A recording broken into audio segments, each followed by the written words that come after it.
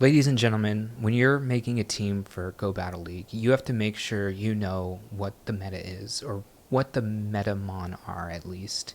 And also, when you make that same team, even though it could have glaring weaknesses, you have to see the abundance of that weakness within the meta. So today we're going to be going over a team that has a huge glaring weakness.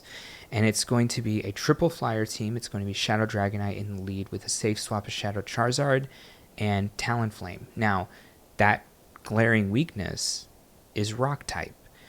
But really ask yourself, what in this meta even has, not even is a Rock type, which would be crazy good against us, but is there even a mon that throws Rock type moves at anything in this league? And really the only thing I can think of right off the top of my head is Defense Deoxys with Rock Slide, which, to be fair, most Defense Deoxys run Thunderbolt, and there's so much water in the meta that Thunderbolt does seem like the correct moveset to do. Now, in saying all that, I think I would love to try out a Regirock. I think that would be really cool to use in Ultra League. Oh yeah, this is Ultra League. Did I say that? Yeah, I think that would be actually a pretty cool Spice Bond to use. The only thing is you have to be so afraid of like the Poliwraths, Registeel, even something like Cresselia is pretty insane. Poliwrath, I think I said Poliwrath, Annihilate, and then all the water types, which are probably pushing out any sort of rock types if there were rock types in this league. So again, we're going to go over that team. If you haven't, definitely like the video, helps the analytics in the channel, and subscribe to the channel if you like seeing these videos and you want to see more. Also, if you want to submit any battles of your own, definitely you can send them over to Vergyverg4@gmail.com, which is in the description below. And with that, let's go ahead and get into the video.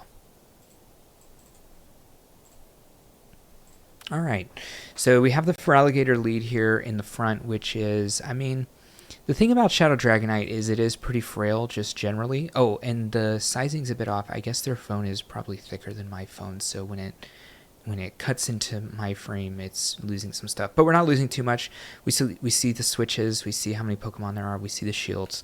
We're kind of seeing everything. The only thing is maybe like the name or even the trainer, which who cares? All right. What happened? Okay, so the thing about Feraligatr is it can actually do a lot of damage. As you saw, even the Hydro Cannon hitting does do a lot. We do outpace, though, to KOing it if they decide not to shield, or even if they decide to shield, I should say. And then they get us down here with the Giratina, but we do a decent amount of damage, and we do have the Dragon Claws here on the Charizard, which are going to pressure it, and we're really hoping to take it out here because actually Talonflame has a bit of a difficult time with Giratina in a general sense, because one Brave Bird does not KO. Oh, I should have said that. Talonflame is using Brave Bird instead of Fly, which is interesting because it does do obviously a lot more damage than Fly, but Fly is a pretty efficient move in general and doesn't debuff you, so I mean there's use cases for both. But in our situations here, we're kind of just trying to save shields for one mon in the back, and if you have a closer, you want to have the closing type moves. So yeah, that's going to be ramping up with Flame Charge or just hitting them with a big Brave Bird there at the end. Now, we are going to outpace this as far as damage is concerned if we just go straight for fast attacks, because, okay, maybe not, but one wing attack should be able to take this out from the Charizard. Whew, which is a close game there, to be fair. All right, Giratina in the lead. Again, you could just stay in this matchup. You do get to the move at the exact same time, and you win CMPs, so they know that. They are running Dragon Breath, by the way. If they weren't, they would get to the move faster than you because it only takes 5 Shadow Claws for them to get the Dragon Breath. But now we're probably going to let this go. We're probably pretty in danger of getting KO'd just from the fast attacks. Going to come in, I think, with Charizard, get to the move. I believe they should outpace us. Fortunately or unfortunately for y'all, I've watched these before because I recorded this one time and without the mic being on, so that was fun. Yeah, so they should have outpaced us. They just ended up throwing late, and then it cost them a shield to do that. We could go for Dragon Claws here, which is pretty good. Really, they're going to still have to throw the Shadow Ball at us no matter what. So, Is this not just Shadow Ball, though? I can't actually... Why would... Why? They're going for Disarming Voice to go for the shield, I guess. Okay, interesting. At this point, we can go 2 more Incinerates and then maybe a Flame Charge. I don't think we're going to be able to farm this down in time. So, yeah, at least... My voice is cracking there. At least get the boost now going into this last matchup here, or this next matchup. Going to go for the Brave Bird either way because it is a Dragon type and it's going to be resisting Flame Charge. Flame Charge not exactly the biggest hitting move, so don't want to risk it even though we are double buffed. And going to outpace to this Brave Bird. We are single boosted. That might not be enough to KO this, but we still have the Dragon Claw here on the Charizard. And if they are going to throw... Well, if they threw a Surf into this 3, 6, 9, yeah, we would have lost. Probably. But they don't know we're going to go into this Mon, and we got there before they did anyways, so GG. All right, so Dragonite into Registeel. This could be a fine matchup in the late game, but we have 2 things that beat this in the back, so probably just going to switch into Charizard here, see what they do. They do come in with Swampert. This game was a wild one, so... Buckle up. We're going full shields against this Swampert. Technically, Blast Burn does the most amount of damage. It's just the more efficient move generally. Going for these Dragon Claws here, maybe we could have just gone straight Dragon Claw. That was the thing I was saying the last time around when I recorded this.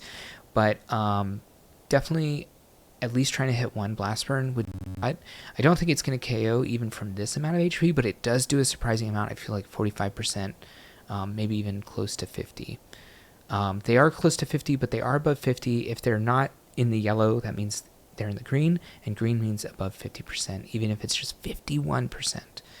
Going to get KO'd by the Hydro Cannon here. Probably going to come in with the Talonflame because it's not close to a move since it just threw, and we have a better chance of getting energy and starting to maybe ramp into something. They do end up having Staraptor, which we did use in a video prior to this, a Shadow Staraptor by Aerosol, which if I can figure it out will be in the cards above, maybe right above my head right now. If not, well, I didn't figure it out. Does try to go for the catch, but unfortunately going to get hit by the Zap Cannon here, which is going to KO us almost 1 shots anyways. So unfortunately with a 5-turn move, it's going to be very difficult to try to catch anything, especially against a 1-turn move. And then here, if you're going to throw, you want to throw after they throw a Zap Cannon. Our opponent very smart to try to hold back, but also we played it very smart in getting it super low before throwing the super effective superpower. All right, coming into Skeledirge, obviously we can force the issue here before them. They do have Play Rough, or Disarming Voice rather, and but we can go for the shields here, and if they end up shielding this, maybe we can shield or catch. Yeah, I think we do go for the catch on the Brave Bird, on the Talonflame here. Gonna get a free Incinerate in as well, and then this is, I think it's gonna go for 2 and then swap, but actually ends up trying to go for 3 in the Shadow Ball. I think Talonflame wins CMP against Skeledirge anyways. Someone in the comments can let me know if that's true or not. Greninja coming in, and they're definitely just going to go for the Hydro Cannon. We can get to the Brave Bird before if we want to go into a shields down situation. We do have a lot of energy still on the Dragonite, so that means we do have the superpower, which is going to be super effective against the Greninja's dark typing here. So I like going for the shield here. I like not going for the bait either because it's possible that they could survive it, because even though they are frail, they are resisting it, right? They do get the boost, actually. I just noticed right there. Didn't notice the first time around. They get the boost there on the Night Slash. And we switch into, yeah, Cresselia, and that's just going to lose because we're definitely going to get, even if it had Future Sight, which they don't usually run Future Sight in Ultra League, even if it had Future Sight, we were definitely going to get to a Blast Burn and a Dragon Claw before they could Future Sight farm us down, or even get to that Grass Knot to KO us, assuming they'd also be running Grass Knot. But I think most Cresselia is running Grass Knots in all leagues just because Water type's so prevalent right now. They do come in with the Zapdos, but after we have a ton of energy, Zapdos is super frail, so it's not going to be liking any of this. We go for the CMP here on the Drill Peck. I personally didn't know that Zapdos lost CMP to Dragonite. It's definitely interesting to note. I guess Dragonite is probably much higher level than the Zapdos in this league, so I imagine that's the reason why. Gonna have to shield this first one. They are at a Thunderbolt, but they do throw on bad timing here, allowing us to get an extra Incinerate in. We do know if they do throw right here, it's going to just be a Drill Peck, so it's fine going for the farm down here. And now we have a ton of energy going into this next matchup. And yeah, we're just throwing Brave Bird in case they throw the Poliwrath back in. Obviously, this is going to KO as it's already at half HP. And it's going to be a Skeledirge in the back, and we do have another Brave Bird for this. But although it probably doesn't KO, I think Skeledirge is actually super bulky in this league. But even a Shadow Ball from here, even though Charizard is super squishy, it's definitely going to survive this Shadow Ball. And yeah, now we just get to the Dragon Claw, and that's GG.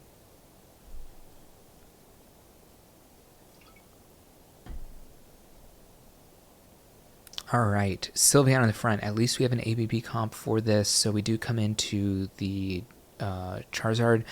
Going for the bait here is interesting. I guess they're going to shield no matter what, so maybe we're trying to go for a 1 shield on our side, 2 shields on their side, at least leaving that Sylveon in a bit of a precarious situation against a possible Talonflame in the back. We definitely won't go for 2 shields, so we just throw the move right away, the Blast Burn, but we're definitely going to get farmed down here by the Ampharos, which is tough because it still has decent damage opportunities against the Dragonite because we are partial flying. When I talked about that glaring weakness in the intro, it was only, do we have the shield here? Okay, not going for the shield, going for the farm down, but probably we're going to have to shield on this Talonflame, but at least we'll be able to get 3 Incinerates in. I didn't mention, so I said the glaring weakness was rock typing, and I didn't mention electric. Electric is pretty good. I think I did mention Lantern, but there is a bit of Ampharos in the meta right now, but it's only neutral against Dragonite, so that's nice. They do come in with Sylveon here to probably sap our energy, but they're sapping it with a Flame Charge, which means we are going to be boosted going into this next matchup, and we do outpace since they did switch in. We're going to get to this 1 turn earlier, and we are amped up, and we get the Brave Bird off, which is going to one-shot.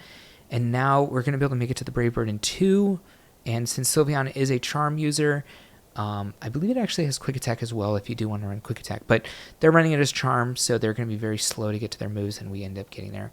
Sand Slash is a bit tough, I won't lie, because Charizard is going to be hit by the moves. This is an interesting switch in here because it is bug typing, which means it's taking super effective from our wing attacks, and I think we can lose shield here and win switch even if we want to go for a farm down. Now we're going to make sure that we definitely get that last shield if they want to go into that scenario. We definitely don't want to try to farm down because we wouldn't have been able to. Now we do have a ton of energy if they do come back in with the Sand Slash. So we'll be able to hit that Blast Burn. In fact, I wouldn't bait, but we could end up going for a bait if we wanted to and then maybe get to another Blast Burn. I don't think that's possible, but I do like going for the move here. Nothing really to worry about because now we've won alignment, and we do have Talonflame against this, which is throwing double super effective fire moves, and then they get a bit greedy here, and we are able to make it to 2 Blast Burns. They try to farm us down. And I imagine that's GG, but it is interesting coming in with this. We're not going to die to 1 Dragon Claw, so I do like going into this and then having the Dragon Claw available to throw at it as well. I would have thrown it here, but that's fine. I guess Ancient Power is the worst thing for us as it's double super effective, but it is pretty weak in general. They did nerf it like 4 seasons ago when they were nerfing a lot of the boost moves damage. So yeah, end up taking it out there. Nice. Man, that Sand Slash getting super greedy. All right, another Poliwrath lead again. We can win this with shields, but we do have to shield because the Icy Wind double super effective against the Dragonite going to be able to KO us. I'm pretty sure it one-shots Shadow Dragonite. Not 100%, but I'd bet money on it. But we are going to get it low again. Probably going to go for the superpower here as we're definitely going to get KO'd by the next Icy Wind anyways. So going for the move that will KO this as we already have been reduced. They would have lived the Dragon Claw. Going to go for the switch here, which makes sense because we're already debuffed on the Dragonite and we have an ABB comp, so we can throw away one of these bees. For lack of a better word. We do go for the Blast Burn, which again, like I said in the Swampert matchup earlier, even though it's a water type, Blast Burn is going to be doing a lot more damage than Dragon Claw. But now we just see if we can get to another Blast Burn, as it does have Hex. They do switch into Cresselia. I mean, it's going to do a ton of damage to Cresselia, but now we know we're in a great position. They've already switched. Their timer is more messed up than ours, and we have the Talonflame, which it can't really do much against. So we can go for the Flame Charge right away if we wanted to. It is good timing, and it isn't going to KO, so we are going to up our damage and then farm this down, and then we have the Brave Bird in the back for the Jellicent, which if the volume was working the first time around when I recorded this, I could not remember the name of Jellicent, so glad to say that I got on the first try here, and definitely going to shield the Surf, and we're out of Brave Bird now, so throw the Brave Bird at this, and we still have the Dragonite with half HP, so if it does survive this, which I don't think it will because we're already boosted once, we have the Dragonite to probably KO the last HP, but it looks like they've left, and that's going to be GG there.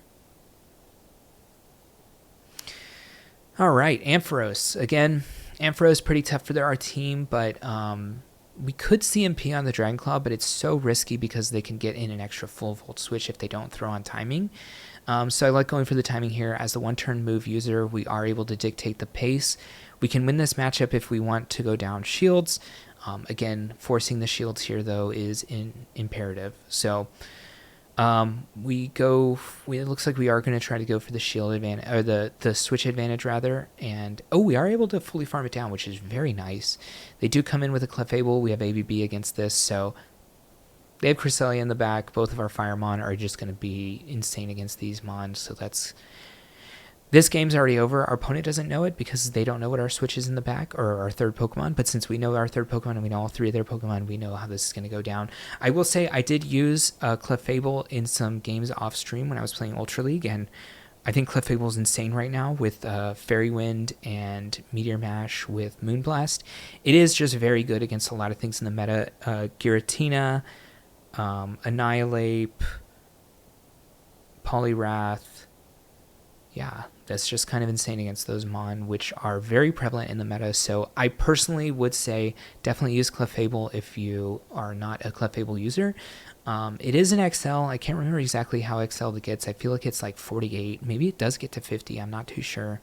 Someone can let me know in the comments below what it actually gets to. But yeah, it doesn't really do anything against the Firemon. So if you're running into a ton of Firemon, maybe that's not the way. But yeah, Clefable is very good though. I would definitely use it. And I have been using it off stream. All right. All right. Thank you again for those battles. And if you want to submit battles, again, you can look in the description below, send it to the email address there.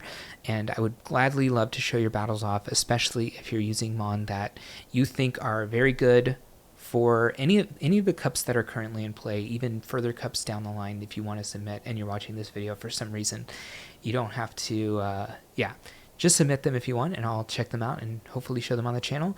If you've got Spice and you think it'll help people out, definitely show us. The good thing about so myself not being that big of a Spice user, I like to use the Metamon and meta for a reason, but you can definitely catch people off guard with Spice or come up with something that's very counter to the main meta.